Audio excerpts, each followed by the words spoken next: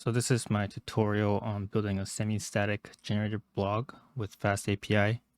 This video is really meant for people who are already familiar with Python and have already touched a backend framework before. I'm not here to give like a 30-minute PowerPoint lecture on what a CRUD is or talk about every little detail on the line of code that I just wrote. I also think that discovery is better than being told every single detail about a topic when it comes to programming. And what I mean by that is that, for example, if you don't understand what a function or class is that I'm using, then you can pause the video and try to search for it on the docs or the web.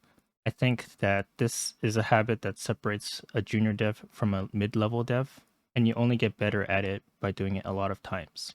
But if you are a beginner at Python or backend frameworks in general, then I recommend looking for other beginner-friendly resources to learn about the basics. Or you can just decide to throw yourself in the deep waters and continue on with this video though. That is actually how I learned when I started out programming. I think showing a demo is better than words, so this is what we'll make. Go to blog, we can add a blog, add a title. Let's get a lorem here. Let's get some sample text here.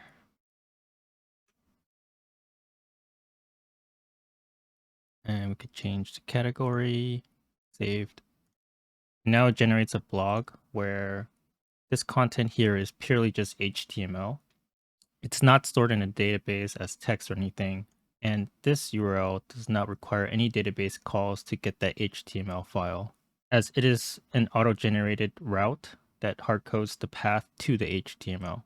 So what is a semi-static generated blog? My criteria for what I call a semi-static generated blog is that there should be no database calls to grab the blog's content, meaning that it should automatically direct a request for the blog's URL to the blog's HTML. And how we manage the blog content should also purely be in HTML or text file, which is also known as a static file. So how does it all work? I think explaining it from the database is a good starting point. So in the database, we have information to manage and create the routes for a blog that point to the blog's content HTML. So since we just created a new blog, we can refresh the database and see that my blog that I just made has an ID of 2 and a category of coding with the URL path. You can see that being reflected in here where it's /blog, which is the base, and then our category, which is coding. Pega is, our URL path. So that's the route. And how our HTML is organized is back here, have a templates folder area where we can go to blog, the blog section, and see that in contents, this is where all the blog content gets organized. You can see that I have all my categories listed here. And in coding, which is where we just made our blog earlier, we have the ID of 2 and then the .html. So this HTML just contains the content section of where our blog was, which is here. So what the database should contain is just information that manages and creates the routes for a blog. And to just finish up the demo, I can show editing the blog. Or say we can edit this content here. Let's just put like hello world. And let's also change the title as well. And we will see that this title will reflect also in the route as well, in our URL path as well.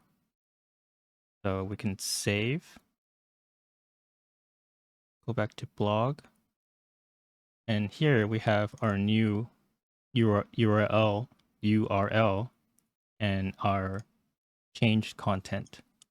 And trying to go back to the old route, which was like testing 7, we get a 404, which means the route is gone. So for the agenda today, we are going to build a running FastAPI app, a router with 3 endpoints. One will list the blogs. One page will list the blogs like this. It'll also have an add button. Then another page to edit the blog, like this. Well, this one is a blog edit ID because we're editing an existing blog. And then another page to just make a new blog. Static and template files with a custom template manager which is what I'm using on my website as well, and a custom exceptions page for handling a base HTTP exception. So like say like this page doesn't exist. So it'll make this page instead of your normal white background 404 not found page, which I can probably show on a random website. Maybe this. Yep, so something like this. So let's get started here. I first want to make my environment. So after making our Python environment, we can activate it. Let's get the FastAPI app running. So let's go back here and search for FastAPI docs. And let's install the stuff first. Here, and this as well. And now let's make a app from the example.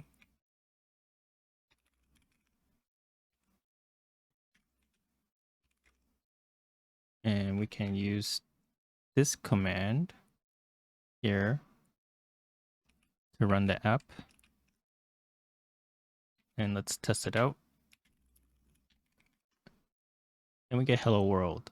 So we have a running FastAPI app now. And I'm going to make a script here just so that we don't need to remember these very long commands every time we want to run them. And I'm just gonna get an example from one of my other projects. So what this does is pretty much just take a command argument, and then if it's run, it'll run this command. Let's actually cover the case where the command is wrong, not a command. Okay, so the command would be /app or our manager. This is very similar to like what Django does, where it's like, I think it's like the manage.py file that does this. So we could do like app and run, and we get our running app. And if we do a non-command, it'll give us this feedback here.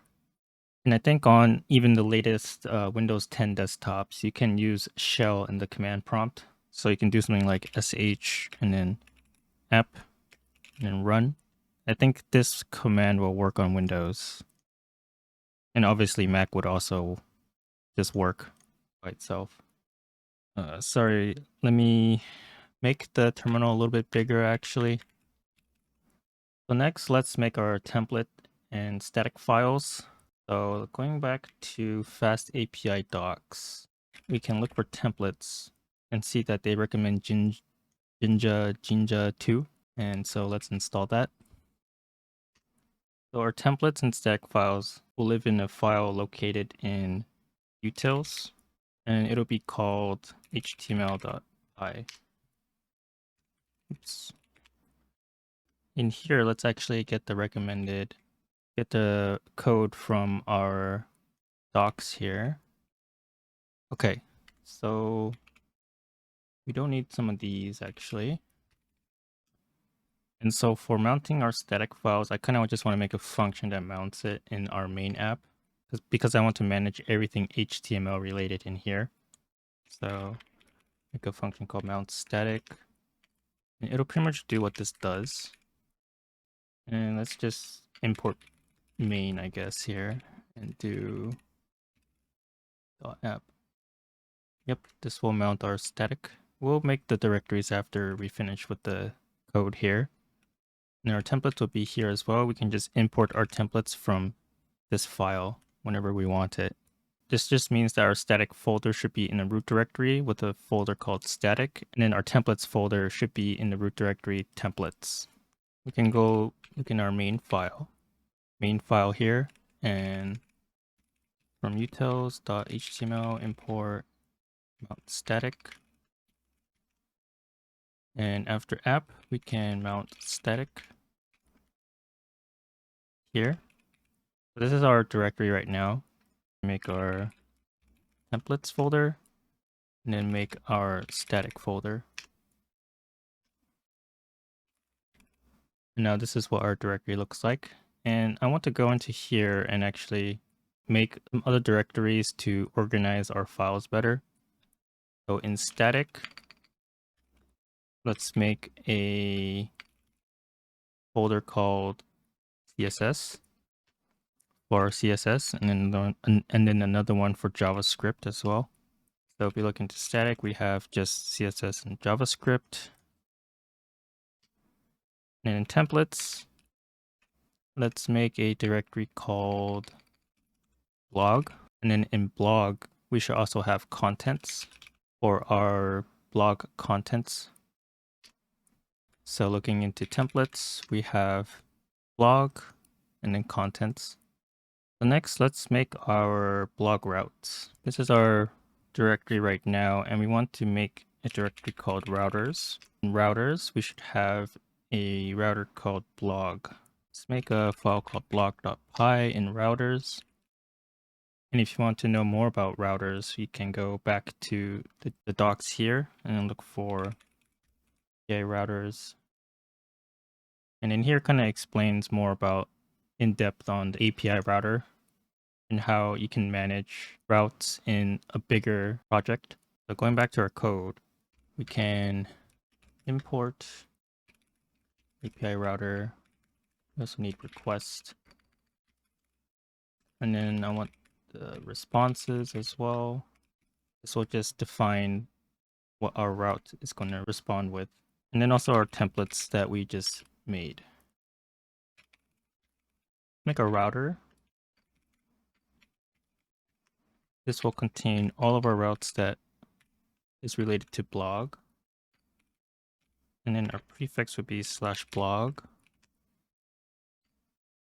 And tags is just for metadata in case we need it in the future. So our first route is going to be listing the blogs, which is just blog page. And our response class is going to be an HTML response, so HTML template. And this is our function name, which is important to keep the function names unique. And this is for a few reasons. One is that the route will overwrite one another if they have the same name. So say like you have this, you have 2 block homes, right? Like this code will run, but this section here is going to be overwriting this one right here. So anything that you want to do here will not actually happen, and what will actually happen is everything that is happening in here. So going back to our route, we need a context. And this is how we pass data into our templates. But every request in FastAPI requires a context of the request as well. So do that, and then we're gonna return a template response. We haven't made the template yet, but we'll make it later.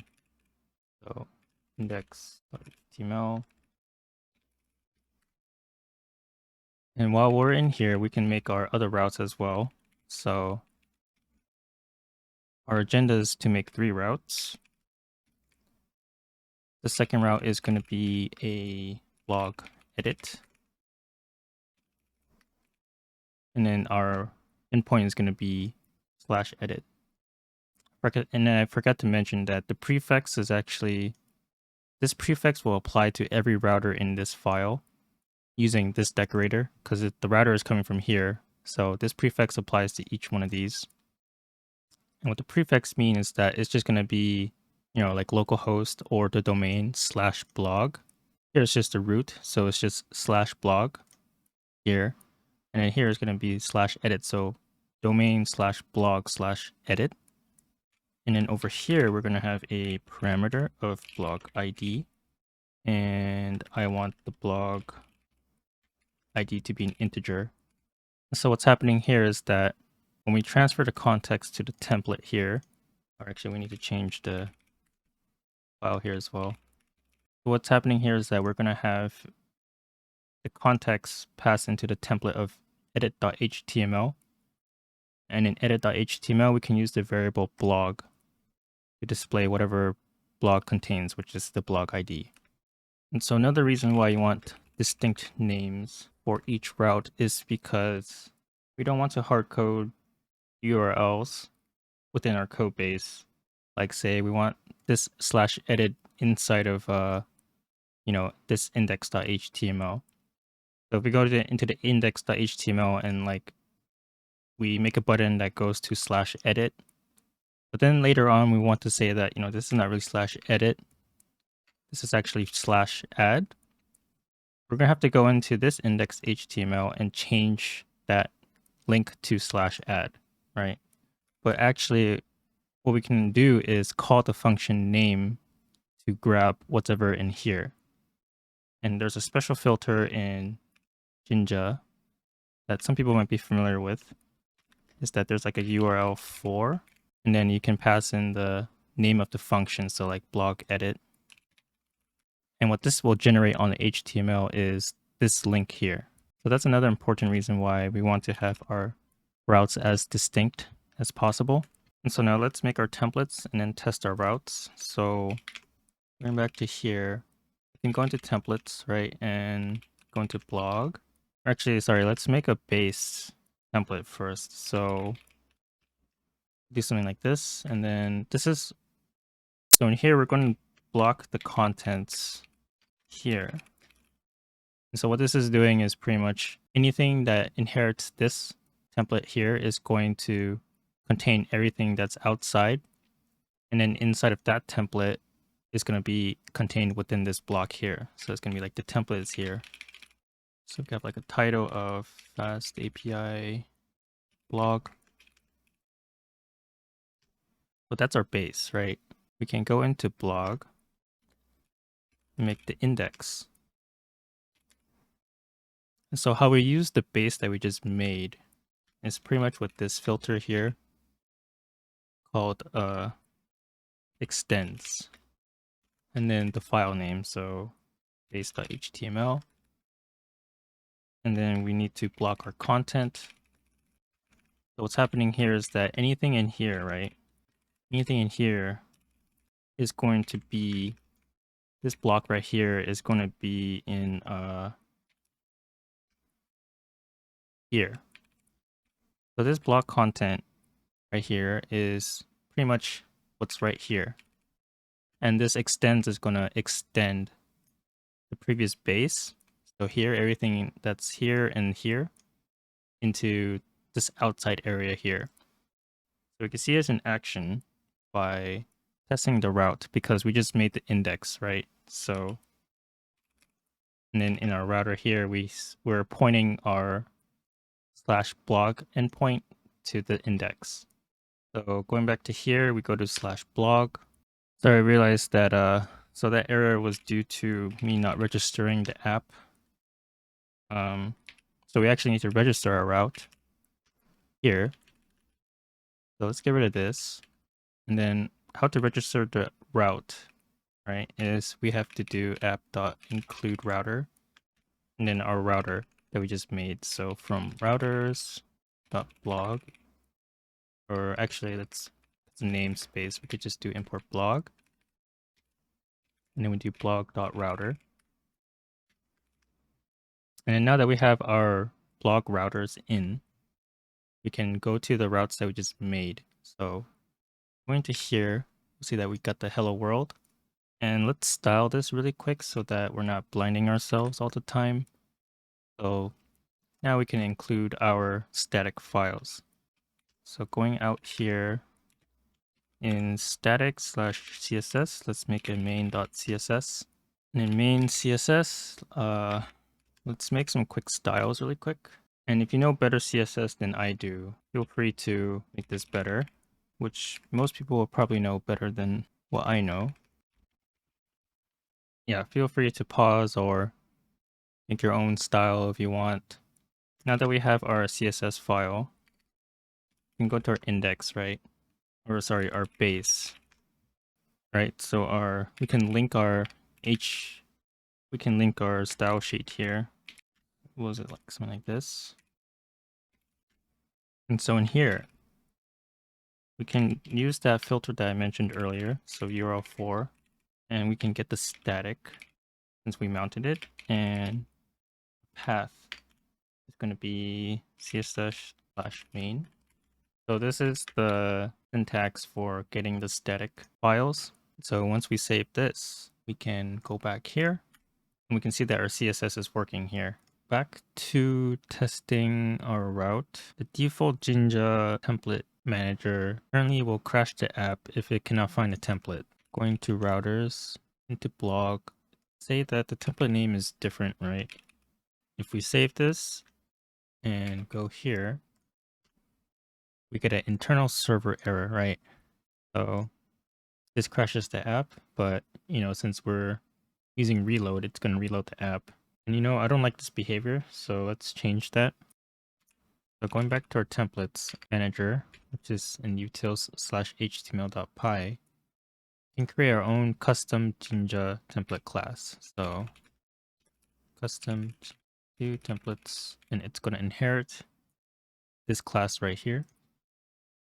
And we can actually change this to custom as well. And it's going to take in the same parameters, just directory, and then it's going to init the parent. So now we just have a Jinja templates class, but we can also overwrite stuff within it now. So we can overwrite the get template, which is where failure is happening when the template is not found. And pretty much this, you can look at the reference in the parent class. So in here, there's a get template. And this is what's crashing the app pretty much, where it tries to get the template, but then cannot find it. So it pretty much throws an exception and then crashes the app. We can copy this line here, paste it back here.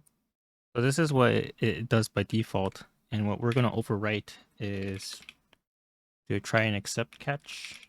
So it's going to try to return a template, but then accept the exception, which is coming from here. This is a Jinja exceptions template not found. We can copy this and actually import it.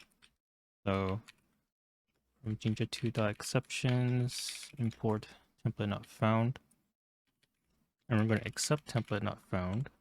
And we're going to raise an HTTP exception. And this exception is coming from FastAPI. So from FastAPI, HTTP exception. And in here we can put the detail is equal to not found. And then status code is 44. So we can test this out. You can see as from before we get an internal server error, right? And then tries again, we get a detail not found. And so this actually is not good for debugging wise because we're not having any kind of feedback saying that this error here is occurring. So we can add a simple logging statement here just so that we can get some feedback. And you can add a better logger than what I'm doing now, doing this for simplicity's sake. General that, and then log.warning template not found, and then the name of the template. So now when we run this here, we get a feedback that should say template not found, and then the template name. Okay, so next let's add a custom exceptions handler. So going back outside here, these are directories. These are our directories.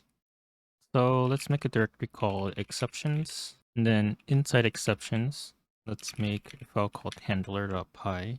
And in here, we're going to override the base exception that gives back that white blinding background. Import some stuff. So request and response. Starlet is pretty much what FastAPI uses for the exceptions, for their base exceptions. So we're going to make a template for the custom exceptions page. So from app, we're going to override a specific exception, which is the base HTTP exception. And what it does is it takes in a request and then it takes in the exception details, I think. It's going to return a response. So just like with any other template, we can pass in a context. And what we're going to pass in is a request, which is needed for a template request. And then we're going to give it a variable called status code. And I think we can kind of see this inside here, where yeah, we get a status code and then we get a detail. Can print out the detail as well. And then what we're going to do here is return a template called exceptions/http exception.html and then the context. So let's make this page, this template, and then test it out. So in templates, actually we need to make a directory. So make directory in templates/exceptions. So then now in templates we have exceptions, a directory called exceptions, and in here we want to make the template for our HTTP exceptions. So what I'm actually going to do is copy the contents from index because it's already using the base and put it into exceptions. So copy HTML. Let's modify this a bit. So instead of this, let's I'm going to write some HTML really quick. And here we can use that variable that we just assigned. So back into handler, right? We're passing in status code variable and detail variable into this HTML file, which is here. So we get status code and we also get detail, right? So we can put detail here as well. Now let's test this out. So our app is running. Sorry, we need to actually initialize the exceptions in main. So here we actually need to import exceptions. So from exceptions import handler.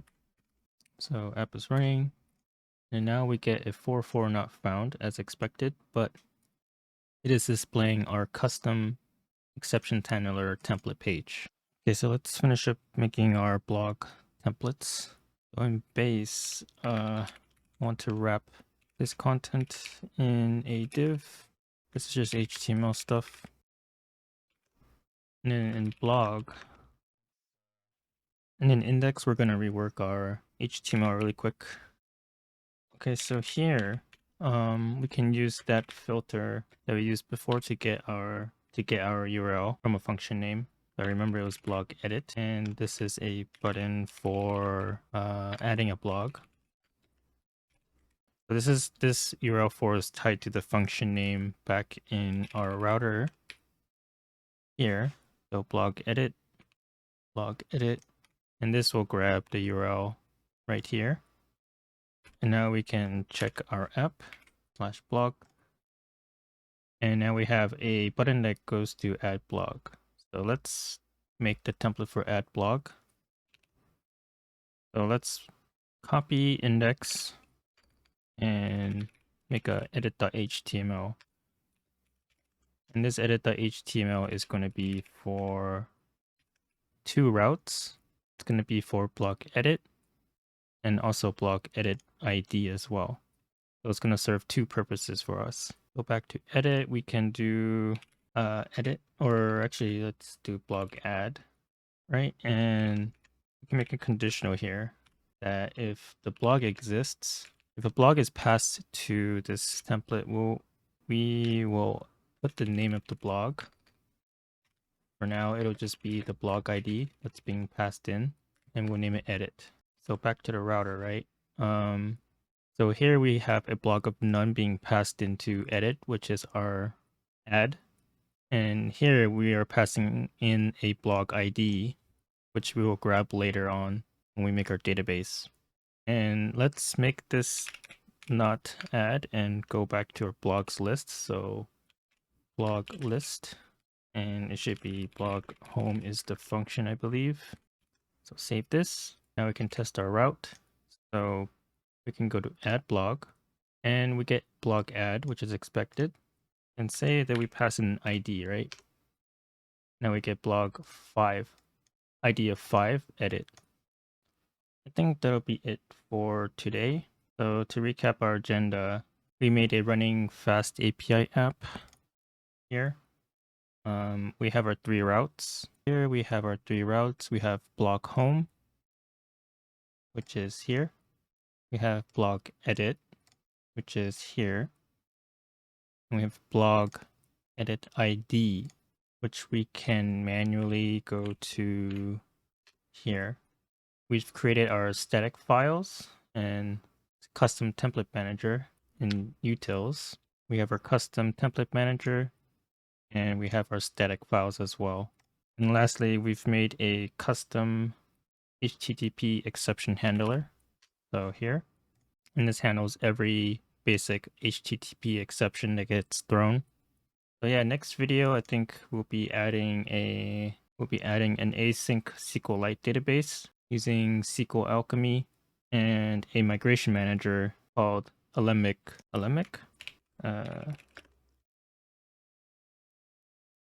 This thing right here. Sorry, that's very blinding. But yeah, this is a migration manager that we can use with SQL Alchemy to easily keep our database in sync with the database models that we will also create.